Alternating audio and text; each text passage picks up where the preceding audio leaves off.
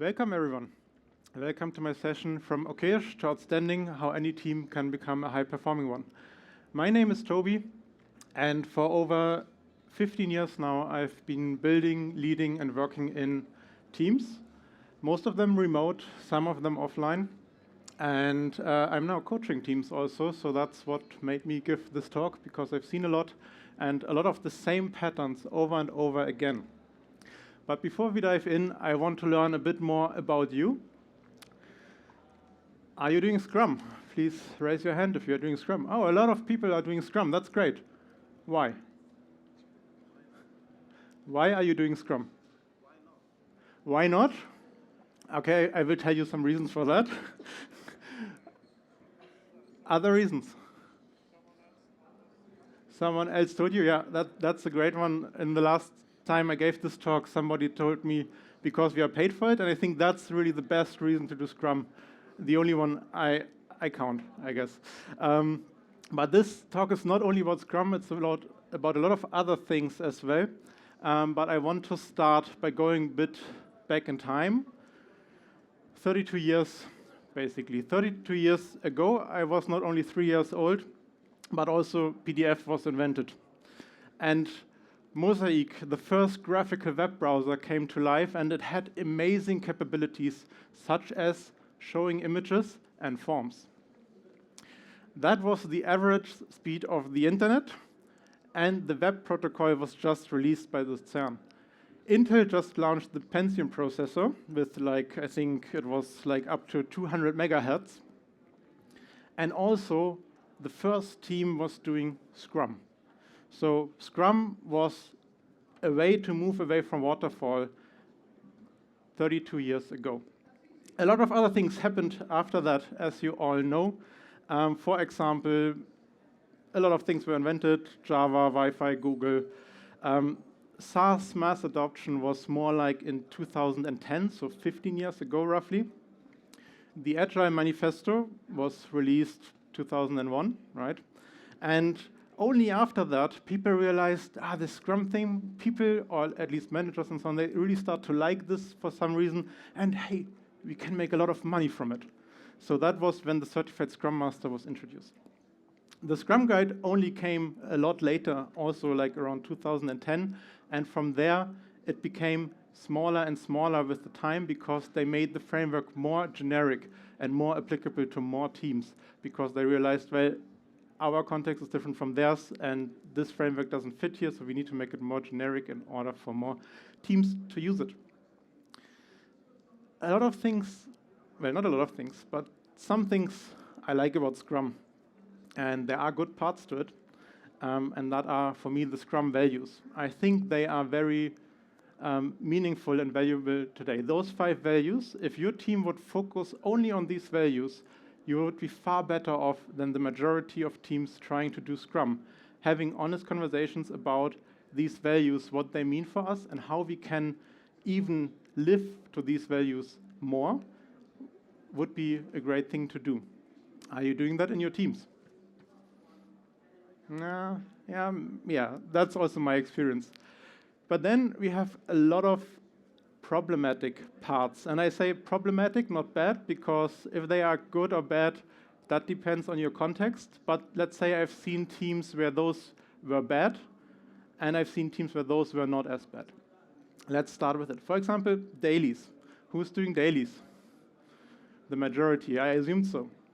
I have led teams where we didn't do dailies for over 2 years, and we didn't miss them. It was a conscious decision to remove them. And the reason why we didn't miss them was because we were collaborating a lot and we were focusing on things. So in dailies, we would only tell ourselves what we were doing together, and that was not really meaningful. Plus, we now have things like modern technologies such as Slack, and we can just write whatever we are doing, and everybody knows about it. And even better, we can do this throughout the day. As soon as we are stuck with something, we don't wait for the next daily. What keeps blocking me since 24 hours? No, we just say, hey, I'm blocked here. Has somebody time to look into it with me? So we remove the dailies, and we never missed them. That doesn't mean that they are not valuable for any team. I have had the question to another team, why are you doing dailies? And they told me, well, it's a great way for us to come back together and to see the entire team. And at that time, it made sense for them because they were a remote team. They were not collaborating as much. They didn't have any focus, which was a different problem. But for them, the daily was the main event where they got to see their colleagues and kind of socialize, which is not really the daily as it was meant by people who invented it, but it's still a good reason to have a daily. Then we have sprint reviews. Who's doing sprint reviews? Less people than do Scrum, that's interesting. Sprint reviews, basically at the end, what did we achieve? What was the outcome? Demonstrating it doesn't really make sense today anymore in a world where we have, for example, continuous deployments, where we can ship features multiple times a day, and where we get instant feedback through our feedback channels if we have them. So that doesn't make sense. Same with the plannings. If we get continuous feedback, why should we wait until the next planning to act on it? Also doesn't make sense. We can just adapt, and we don't need to have this big upfront planning. And if you plan 2 weeks upfront, I call that big, yes. We can do that continuously, maybe every morning, or maybe even as soon as we run out of work, we can say, hey, okay, what's the next most important thing? What is our feedback telling us? Are there any bugs? Prioritize those. Don't we know anything? Prioritize maybe discovery. So the sprint plannings are not as valuable anymore, and that makes me question the entire concept of sprints. Easy as that, because then we have 1 increment per sprint. That was the original idea, but well, now we can develop software much faster, our build times are shorter, testing is much faster, we have those continuous deployments within minutes if we do it right, and then we can potentially ship much more stuff than just 1 increment per sprint, unless we make the sprints really short, maybe 1 day, and then a lot of things don't make really sense anymore because your daily basically becomes your sprint planning, and maybe at the end of the day you have a review or something. Maybe that makes sense, maybe not, but often that's problematic, unless you have variable sprint lengths, which also doesn't make a lot of sense. Another thing that a lot of teams have are backlogs. Who has backlogs? Yeah, I guess you would be better off removing them. At least this is what we do with a lot of teams, that we remove everything in the backlog that's older than 2 or 3 weeks. And as soon as something in the backlog gets older than 2 or 3 weeks, we would remove that as well. And you rarely miss it, because how many things do you have in your backlog that are older than a year? Maybe a lot. And you will never get to them because you get new feedback, you learn new things, and you discover what's more important now. And sometimes you might even have duplicates because you forgot that there's something already in the backlog. And the truth is, backlogs consume a lot of your time grooming them and like figuring out what's now important from that, but it hides what actually is important because you're focusing on things that were important 1 year ago rather than on the things that are important now. So I would say get rid of your backlogs. And Scrum also has some roles, and often those roles are more titles, and I don't mean this in an offensive way, but sometimes Scrum Masters can become part of the problem rather than the solution. Because the truth is many teams should move away from Scrum, but if you are hired as a Scrum Master, it's maybe difficult to suggest that and tell the team, okay, maybe we should not be doing Scrum, because then what does that mean for your role, especially if that's your only role and you're not also a developer or do some other things. Also with the roles, and it's the same for the product owner, by the way, is the problem they are usually not rotated. So one person has this role forever, and if that person goes on vacation, other people might not know how to solve that role or to step into that role. So if you have those roles, I would recommend rotate them maybe every month or every 3 months and make sure somebody else steps in and learns how to do that well. And this is true for any kind of role you have and any kind of responsibility. If you have only one person capable of doing it in a team, you are already setting up your team for failure.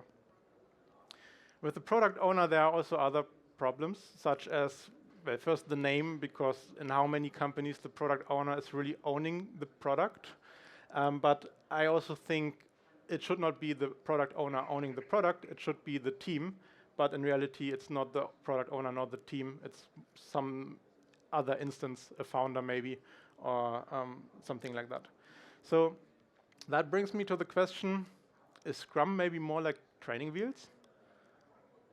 They are great to get us started because we can read how it's done, we have coaches, we have Scrum Masters, we can start with it.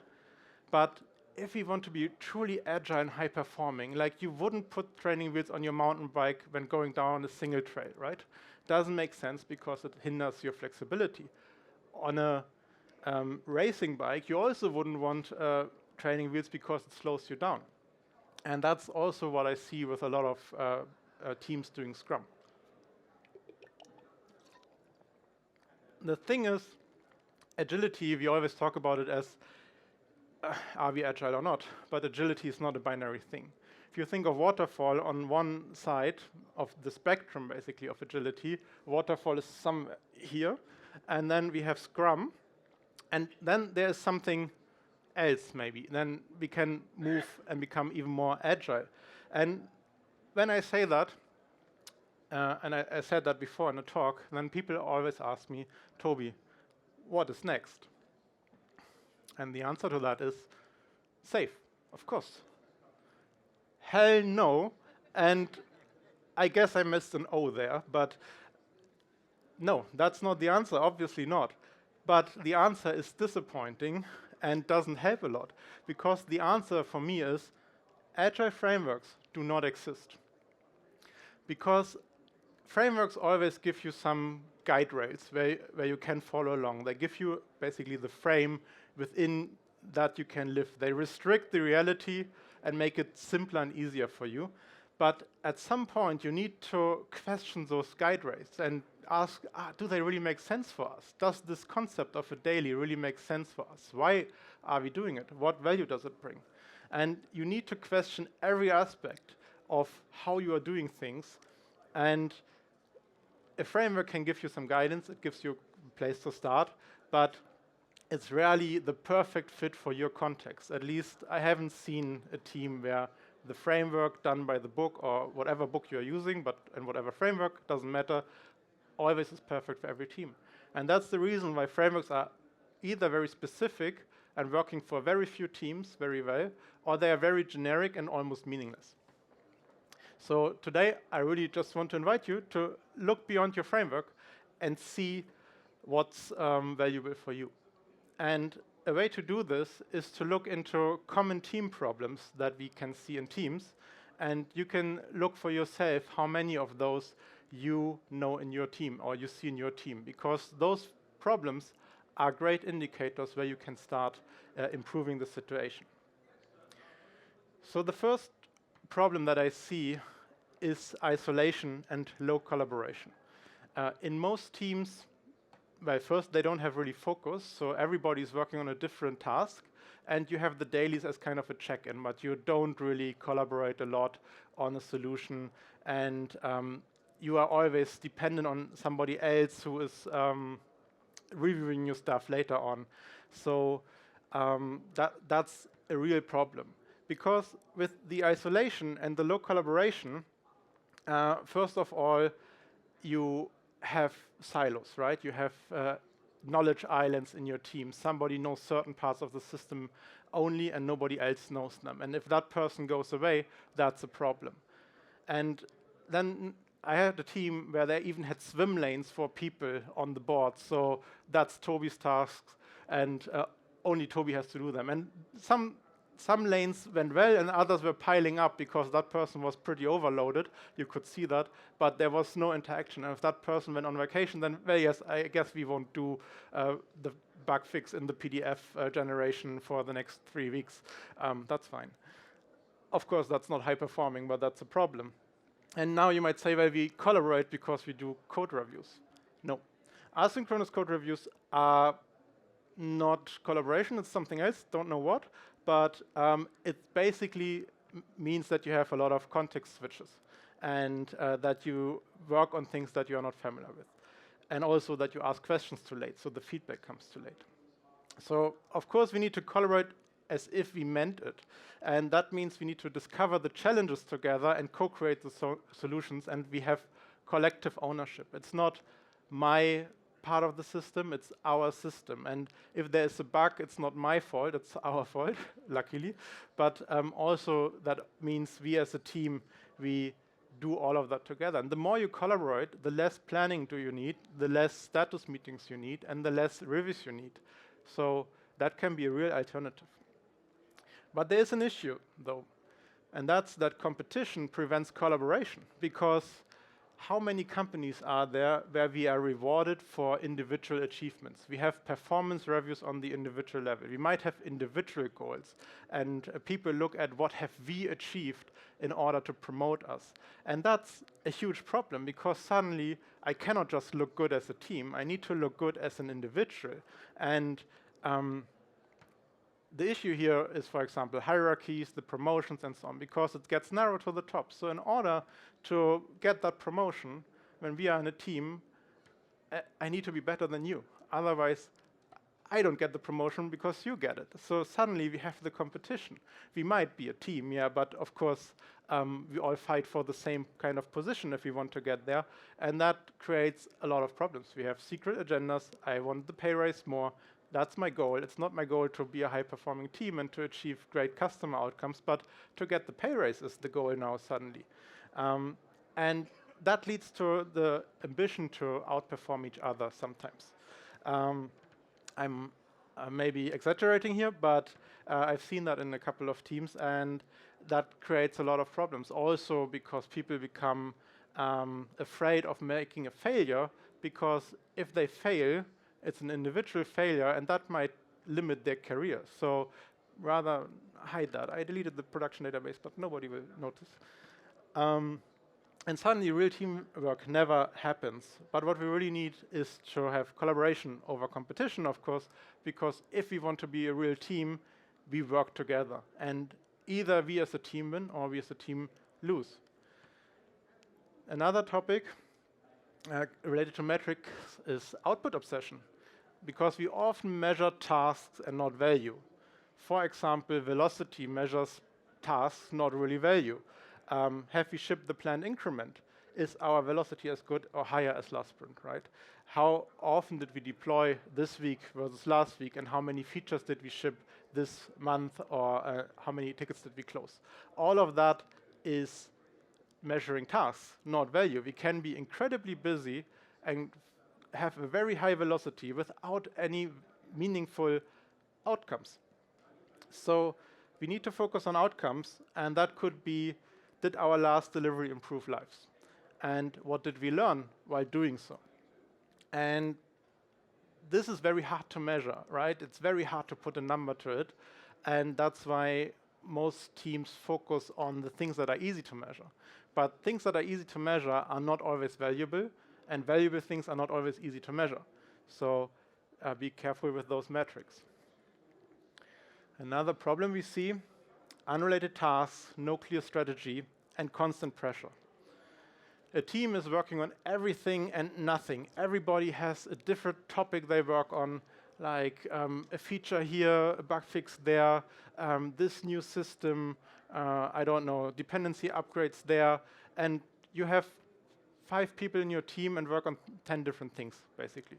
And then you also have the pull request and the reviews of all the other 50 things that are going on in your team. And usually that's first a huge pressure, and also if you look from the outside, there is no meaningful progress in the team, because the team is working on a lot of different topics, but the directional progress is very, very slow. And that's usually based on not having a clear strategy or a clear mission, and that means everything is equally important and everything needs to happen at the same time. And usually another symptom of this is that you have a backlog that's growing and growing and growing. And if you do Scrum, the sprint goal is more important than the content. Who has a sprint goal for the current sprint? What is it? If you can say. Okay. What is it? 6 issues solved. Okay, that sounds issue focused. But the sprint goal should be customer focused, right? And it should be one goal that unites the team towards that outcome. And many teams either don't have a goal or a clear goal, or they have many, many goals, which is basically the same, and they might not know it. Or they say, our goal is to get everything done that's in the sprint backlog, which also isn't a goal. The reason why I say the sprint goal is so important, in contrast to the content, is because it gives us a heuristic what we need to do. And we don't need to create any tickets at all. We just need the sprint goal, and then it's what's between now and that goal. And then we say, okay, we need to do this. Okay, let's do this. Are we there yet? No? Okay, let's do that. And then, are we there yet? No? Okay, let's do that. And this way we can check in during the sprint or on the way to the goal, if you are not working in sprints, what's the next thing that needs to happen. And if you have a huge backlog, but you have achieved the goal, you can throw away the backlog of the sprint, because obviously there was work in it that wasn't related to the goal, so it basically was waste and distraction. You might have another goal after that where you need that, but then you should have created it after that. That's what focus means. And then people say, yeah, but if you just have that single goal, then that's not enough for 2 weeks, because 2 weeks is the universal sprint length somehow. Welcome to my world, then make your sprint shorter, maybe 1 day. And then you have another one, and maybe that needs 2 days. That's fine, but try to focus on one goal at a time, not 5. Well, Solless meetings kill motivation. How often have you been in a meeting that you didn't enjoy and you, okay, thank you, and you ask yourself, what am I doing here? And where do I hand in my resignation? I want to leave now. Check your rituals. Why are you doing what you're doing? Ask why whatever you're doing matters, and what value does it bring to you and the team to have that meeting. What I usually do in meetings, first we start with a check-in round, so everybody can arrive and check in and say what's their state of mind. It allows people to arrive and be present in the meeting and let go of everything outside. That's a good precondition for having a successful meeting, but also people can share what their hopes and wishes are for the session, so we can already make sure that everybody is there for the right reasons. And if somebody says, I'm not sure what I'm doing here, we can encourage them to, either we can remind them of what they are doing here, or we can tell them, well, it's okay also to leave if you don't feel this is valuable for you to be here. And then we can have checkouts at the end, basically around where people share what they take away from the meeting. They can maybe even give feedback and say, I missed this, I'm not sure what we are doing about the outcomes and so on, which gives us the feedback that we need to improve meetings, or maybe to say, well, if everybody says, I'm not sure why we did this, maybe we should not do it again. Many teams have power imbalances that make contribution really, really difficult. And some people might always speak first. We have that super experienced senior person that always seems to know the answer, and if they speak, everybody else shuts up. We might have rigid structures that always, like, we have a circle and always the order is given. And we might have strong hierarchies. Maybe there's a manager on the team, and nobody wants to tell them they are wrong, or want to question their position. And that's really, really difficult, because it shuts down the controversy and the real contribution. And we always want diverse teams because we want diverse input.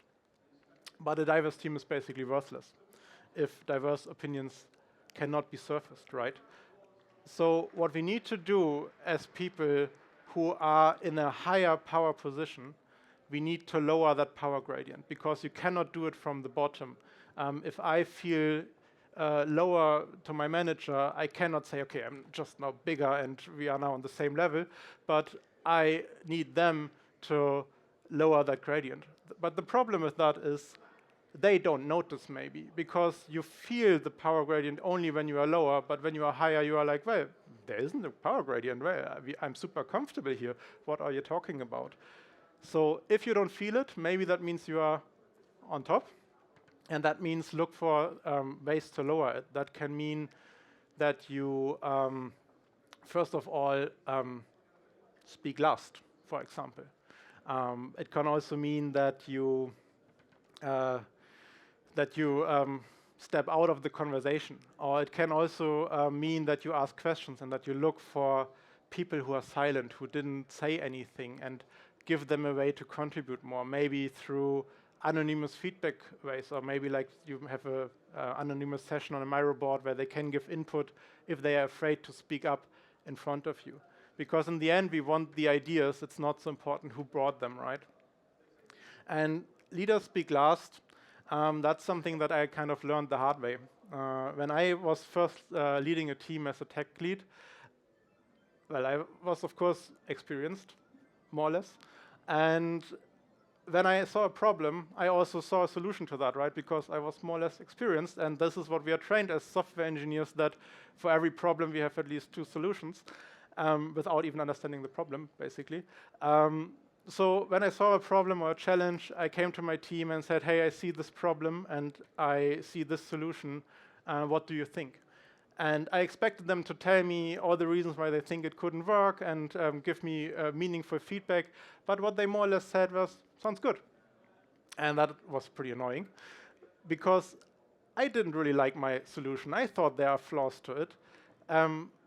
But the reason they were not giving me feedback was not because they were super afraid of me. We had a good relationship, but it was more like, well, you know, when an experienced senior person has a solution and you are not feeling as comfortable as they, then and haven't thought as long about that as they, you will probably say, well, if Toby says this is the solution, probably he's right. What should I think about it? So I changed my approach, and I went to the team in a session and I said, I see this problem. What do you think about it? I had my solution in mind, but I didn't tell anybody because I wanted everybody to think about the problem first and ask questions, understand the problem, understand the options, maybe brainstorm some solution ideas, and we could discuss them, and we could rephrase them, and we could work on them. I can challenge them by asking, have you thought about this edge case, and so on. But in the end, that helped the team to create the solution, and not me telling them what the solution is. And that's powerful when you're in a leadership position, because it helps people to create the idea in their mind, and that's always more powerful than you placing an idea into their heads. And also, it helps with another problem that we often see, and that's resistance to change that prevents progress. Have you faced resistance to change in your organization? Yeah. And I think this is kind of a funny one, because people don't resist change. We change all the time. We move to new locations, get new jobs, get married, buy a new car. All of that is change. People don't resist change, but people resist change done to them. And whenever people resist change, ask yourself, am I trying to change them, or are they driving the change? And in order to drive change with people, you need to invite them for the change. First of all, by making it theirs, by helping them to understand the solution. By understanding the problem first, and then co-create the solution. And also, you might want to make it a continuous change. Start with something small. Start with an experiment that you can roll back instead of doing the real big bang change. And you can do that for any kind of change. Splitting teams, merging teams, building a new feature, deciding about a new system, I don't know, changing org structures. You can do all of that this way, and you have far less resistance. All right, let's come to high-performing teams, because that's what we are here for, right? I want to start with a small definition, not that small. A high-performing team consistently delivers outstanding results by working together, sharing responsibility, and relentlessly improving to exceed customer expectations. Consistently means long-term, right? Sustainable pace and quality results. It's easy to quickly build that feature and then be haunted by the tech debt for the next 10 years. That's not what we are talking about. Working together basically means collaboration, as we had before. Pulling in the same direction and sharing the responsibility means it's not your task and my task, it's our task. And how can we support each other because we are there to achieve the same goal as a team. And relentlessly improving means we are doing great, we are maybe doing retrospectives and continuous improvement since years, but how can we go even further? How can we become even better? And exceeding customer expectations, in the end, that's what we are here for. When we are building products for customers, we want to make happy customers even happier, and we want to make more customers happy. So be as customer-centric as possible, and also think about who is really your customer. It's not always the end customer, maybe if you are in a bigger company, it might be that you are in a platform team and the customer is a group of other teams. If you are working in an HR department, maybe the people in the company are your customers in reality. Okay, high-performing teams. To visualize that a little bit, I came up with this kind of visualization of a house that is based on 9 pillars in total. And we can group them into 3 sections. First, the team, the meaning, and the developer experience if you're talking about developer teams. The team is based on psychological safety, communication and collaboration, and self-organization. And I will go into all of them in detail in a minute. Meaning is based on customer focus. Again, that gives us the direction. The vision and the strategy, of course, to make sense of the customer focus, and the reflection, retrospectives, and so on, to see how are we doing, how can we improve. Then we have the developer experience, and here I focus on the dimension that also Abhinoda and Nicole Forscreen mentioned in their paper about developer experience, because by that time they released that paper, I was working in a developer experience team, and I realized that these dimensions make a lot of sense. Actually, these dimensions were what we are also caring for, so it made perfect sense to me. So we have flow, feedback, and cognitive load here, and underneath all of that, we have culture, right? Culture that holds everything together. Let's go into it. Psychological safety is a term coined by Amy Edmondson, and it's a shared belief by members of a team that the team is safe for interpersonal risk-taking. That means, first of all, we have a tolerance for mistakes. We kind of assume that mistakes will happen, but we also assume best intent. Nobody does mistakes because they are malicious, hopefully, but in most cases that's true, but maybe because they didn't know better, or because it's inevitable that mistakes happen, especially when we experiment. Because psychological safety makes it safe to experiment. And experimentation means there will be failure. If you never fail when you do your experiments, you are not experimenting. And also psychological safety is needed to openly share knowledge. And also it is needed, but it also helps with being vulnerable and being a human at work. Communication and collaboration. There is something called Vio's law. I learned that from Woody Zuhl a couple of years ago, and that means communication usually fails except by accident. And it sounds funny until you realize it's actually true. Because here I'm talking to you, and you might be nodding, you might be laughing, and that's the only feedback I get. No tomatoes so far, which is good. But I don't know if you really understood what I'm telling, or also how often have you explained something to a team member and they were nodding, you were thinking, okay, they got it, but then you realize they do something that shows that they didn't get it at all. Happened to me quite a bit. And the reason is that communication is super, super difficult, especially between humans. It's difficult between machines, but we kind of solved that, but between humans it's much more difficult. And a way to improve that is feedback loops. So one way is to collaborate on something. When we work on code together, I tell you, like in a pair programming or team programming, I tell you what code needs to be written, you write it, I immediately see what you wrote, and I see you understood what I wanted from you, or that you didn't understood it. And then I can have that loop and we can improve on the situation.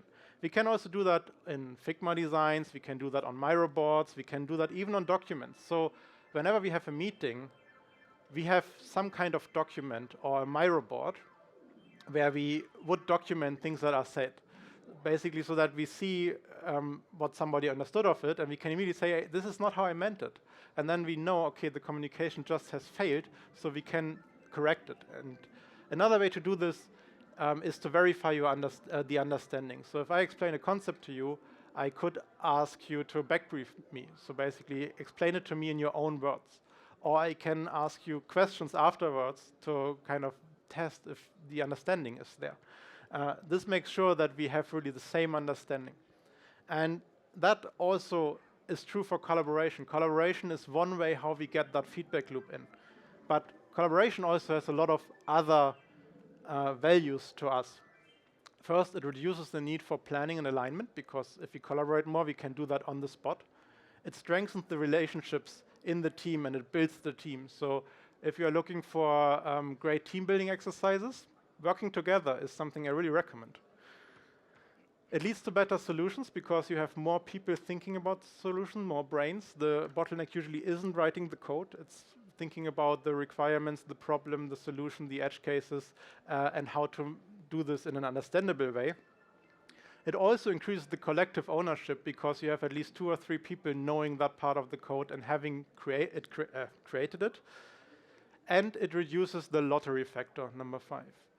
Who knows what the lottery factor is? Great, Peter. Who knows what the bus factor is?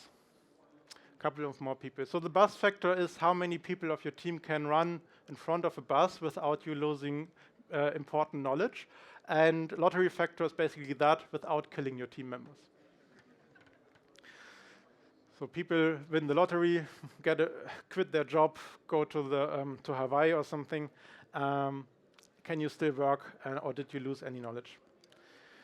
Self-organization is pretty important because as a team we know what's working and what isn't, and we need to have the agency to change what isn't working. We need to restructure as we need as a team. If we always find we hit a bottleneck because we have the dependency to another team, maybe there is something wrong in our team setup, and maybe we need to shape the organization differently. Also, who is leading us should ideally be elected by the team, because then the team makes sure that they have the right level of leadership for whatever topic they needed. And also the team obviously should decide who works on what's currently important, and so. For self-organization, people usually say, yeah, but that's chaos, then we don't have any leadership. And actually the opposite is true, because self-organizing companies usually have more leadership, not less, because people feel more accountable and you have more ownership of topics. For the meaning, we have customer focus, and with that, I mean to fall in love with real customer problems. We are so used to thinking about solutions as software engineers. Even think about feature requests. That's already a request for a solution. It's usually not even containing the problem, what the solution is for. But we need to understand the customer problem and understand the reality of the customers in order to develop the right solutions for them and understand why we develop them. And that's missing for many teams because they are too removed from the customer. How often have you as a software engineer spoken to a real customer? I've been to their site and seen how their reality looks like. That can save you a lot of Jira tickets if you just do this every now and then. And then, of course, vision and strategy are very important aspects, and I think those terms are pretty overused, and many people don't really know what this means, and it seems to be like something complicated that only the C-level can come up with, and that's why good vision and strategy are lacking in most companies. Because good vision, for me, just means it's kind of the North Star that aligns us. It's inspiring, it's exciting, it's guiding us somewhere. And it's basically a statement about what do we want the world to look like for our customers in the future. And a good strategy is nothing more than a decision-making framework that supports our day-to-day decision-making. How do we get there? If we have to decide between this and that, is it more this or is it more that? And it creates the alignment that we need in order for teams to have autonomy and to reduce conflict. Because every time we have a conflict and we disagree on something, we should pull out that strategy and say, okay, according to the strategy and the vision that we have, what's the right thing here? And then we might not like the answer, but still that's the right way to go. And of course, we cannot perform in the same direction if we have different goals and we are not aligned. But the thing is, people can't be lazy if they have an exciting goal and are able to pursue it. So if you think your people are lazy in a company or your team members are lazy or something, maybe They just don't know why they get out of bed in the morning, a part of earning money. And then, of course, we have reflection, to step out of your operational busyness, to get this bird's eye view of your organization, of the system, of your team. Why are you working the way you do? Retrospectives are a great way for that, but also other ways, like whenever you get a new joiner, they might have still this outside view and ask those questions that are sometimes annoying because you don't have a good answer to them, but they make you realize that you are working with some kind of belief that's maybe not true. And it's about the direction. Are we moving in the right direction? What's holding us back here? And why are we doing what we are doing?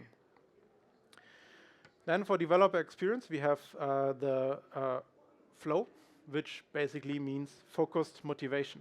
It's this optimal state where we have high level of productivity and usually also satisfaction. That's just super nice to be in.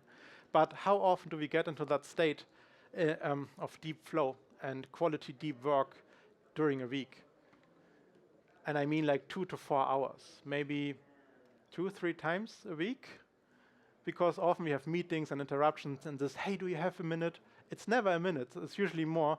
And also, until we get back into focus, research says it takes 23 minutes. So that 1 minute is basically always half an hour. Collaboration can help here again, because first of all, if you are all working together on the same thing, your team will not distract you with irrelevant topics that are not relevant for you at that moment. And second, even if you need to move out of that collaboration because the manager is pulling you aside or something, the team can keep the focus and can keep going. Then we have feedback, and feedback needs to be shifted left always.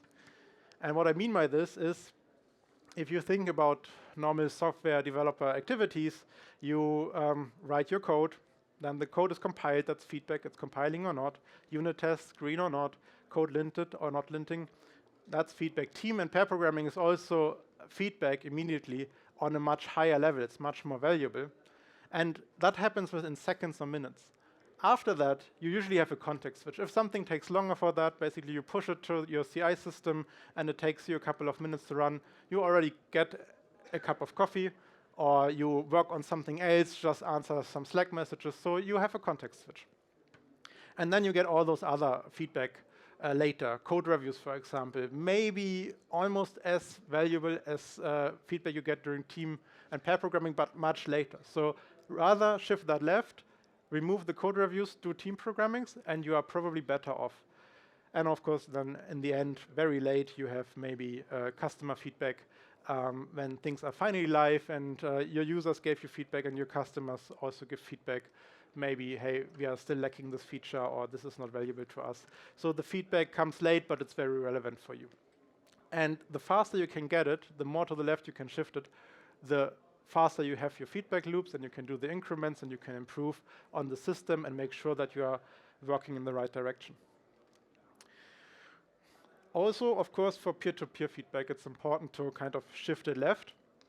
And that means we don't relay it via another person, or we don't wait for the next performance review or one-on-one to give that feedback, but we give it as soon as we can. So if something is annoying us or wondering us or confusing us, we give that feedback maybe after the meeting and say, hey, do you have a minute? I want to talk to you about this. It can help the person to work in the right direction, and it can help us to get that off our chest. And also, if you are really focused on the same goal, that's not as painful, because the feedback is not, I want to tell you how stupid you are because I don't want you to look good as I do, and I want to show you that I'm more experienced, but it's more about, hey, we have this goal, we all want to achieve this goal, and here's an idea how you might support that goal even better. And that's something people like to hear usually. And then we have cognitive load. And cognitive load refers to the amount of working memory resources used. And there are things that can increase cognitive load, and the goal is to reduce those. First of all, manual steps that you must not forget. For example, in manual deploy processes where you still need to run database migrations manually, and if you forget it, everything blows up. That's cognitive load. Complex code structures where you need to go 10 levels deep in order to understand what really is going on in that system, and also high work in progress and context switching all the time can increase the cognitive load, because you can never let go of that thing that's still running there, and you have this, okay, I need to check this pipeline run, and so on. Then there are other things that decrease your capacity for cognitive load. For example, fear, stress, personal problems, and everything that occupies your brain outside of work or on a personal level. And there are things that can increase your capacity for cognitive load, and you should do them more. And that's sharing it, collaboration basically. If we share the context about a system as a team and I get pulled out, not the entire thing collapses, but somebody else is still keeping that, and when I come back I can join the team again, like in the collaboration session, and more people hold this cognitive load together. Also writing things down. If you are a software engineer, maybe you know the Mikado method for refactoring.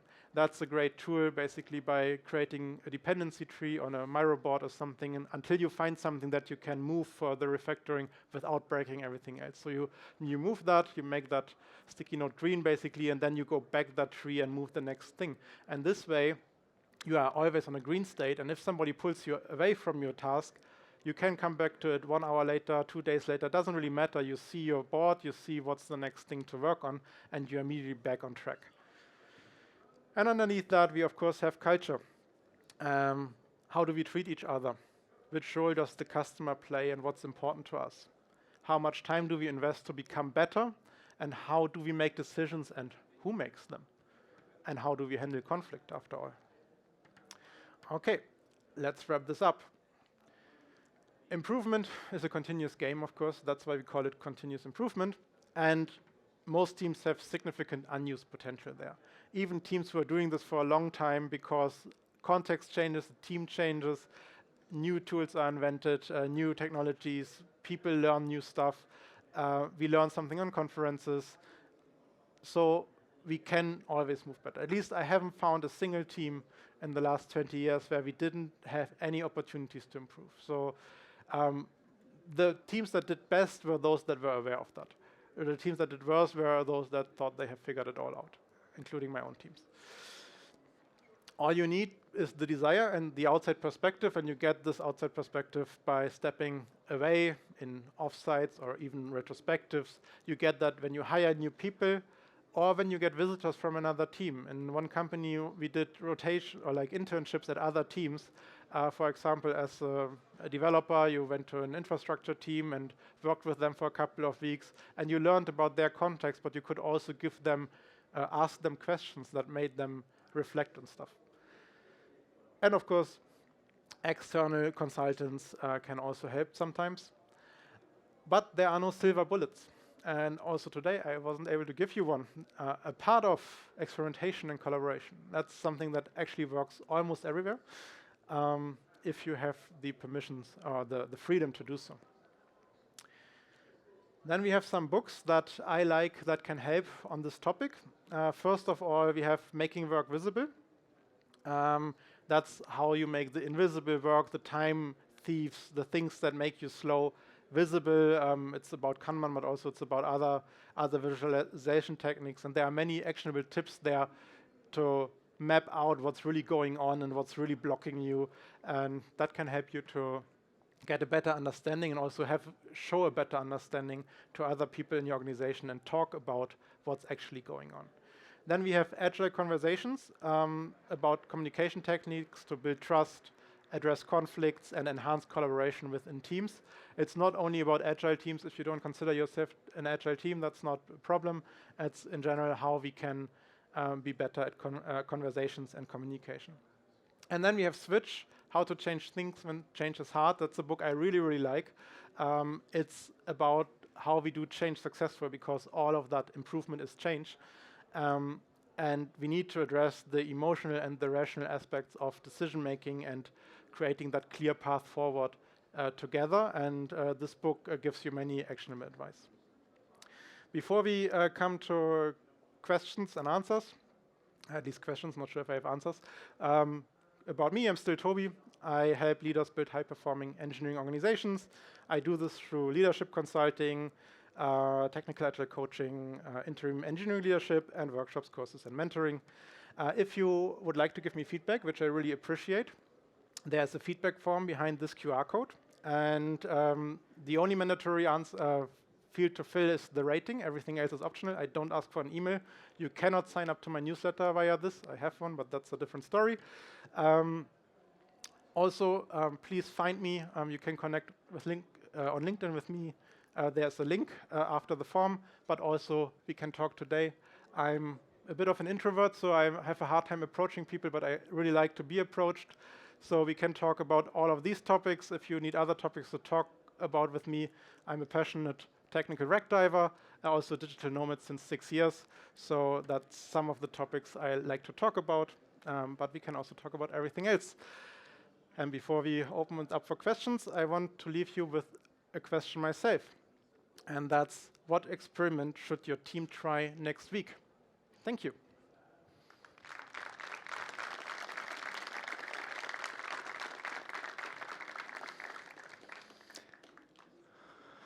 Questions? Just shout, I cannot see much here.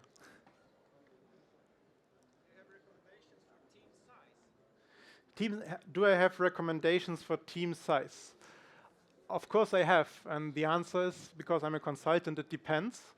And it depends, of course, on the system you are working on and the knowledge you need in your team to work on the things you are working on. For me, the ideal team is cross-functional and has all the knowledge it needs to get the job done, basically to create the customer value. And if you depend on another team for that, probably your team is too small.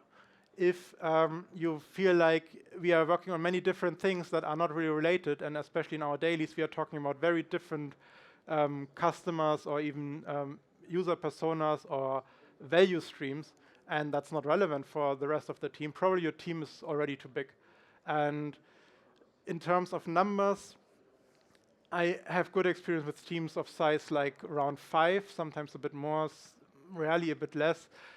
Below 4, I would not go, because that means if one person or 2 people are out, then you cannot really work as a team anymore. So 5 to 7 is probably the ideal size. Above 15, you're probably doing something wrong.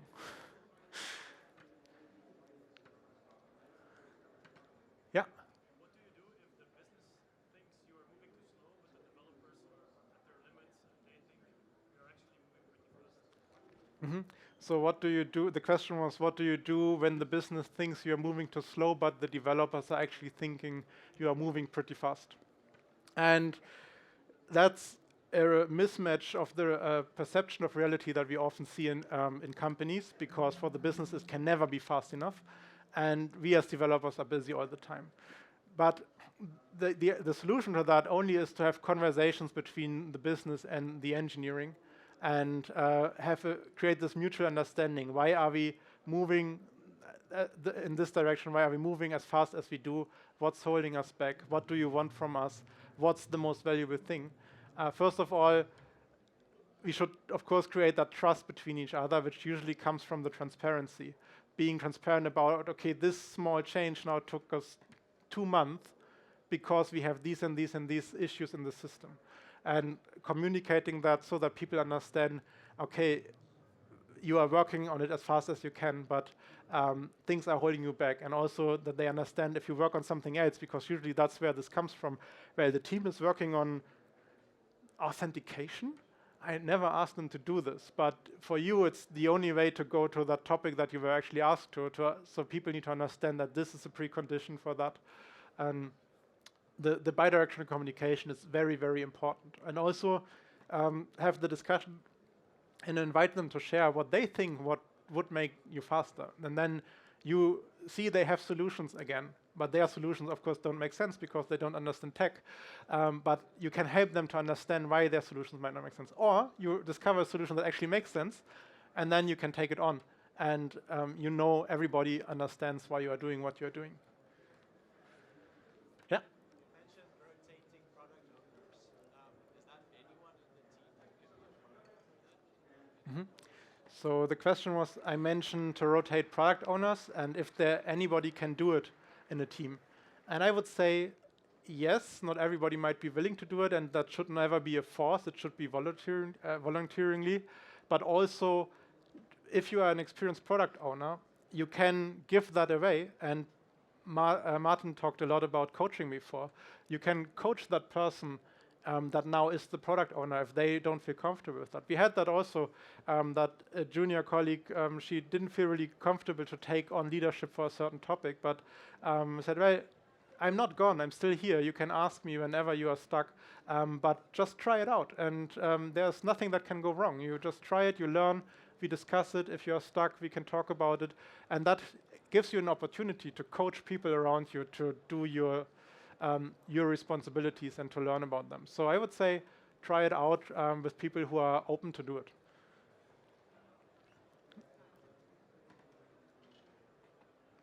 Mock? Oh yeah, there. If I have a team with both high-performing and low-performing developers, what's your recommendation? Yeah, great question, thank you. So the question was, if I have a team with high-performing and low-performing developers, what should I do?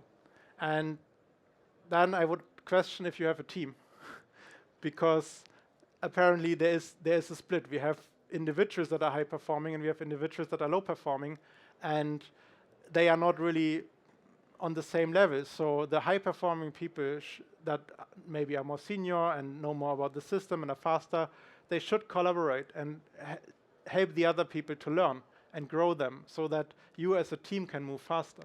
And it's not like, these low performers, they are moving us back and so on.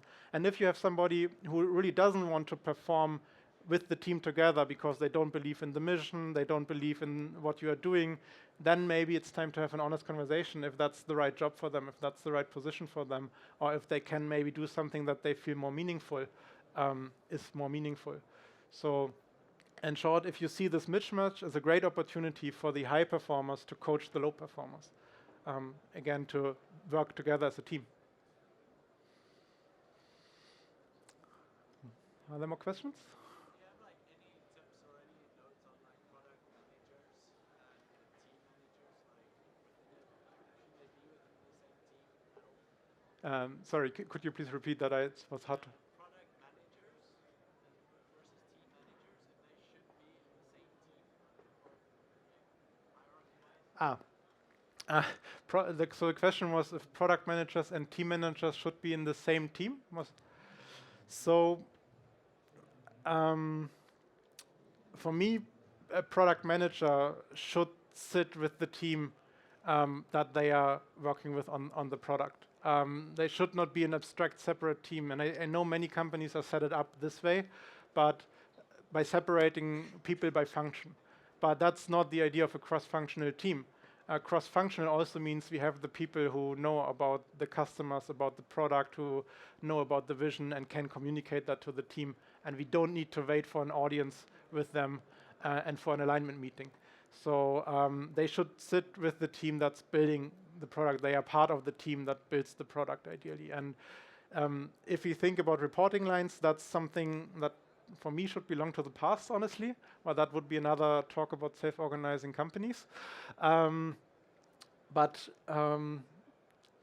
Yeah, I would say think about why those teams exist, and are they serving the purpose of building the product faster and better, or are they serving the purpose of people feeling important in their position, and you are having the reporting lines and the hierarchies to climb.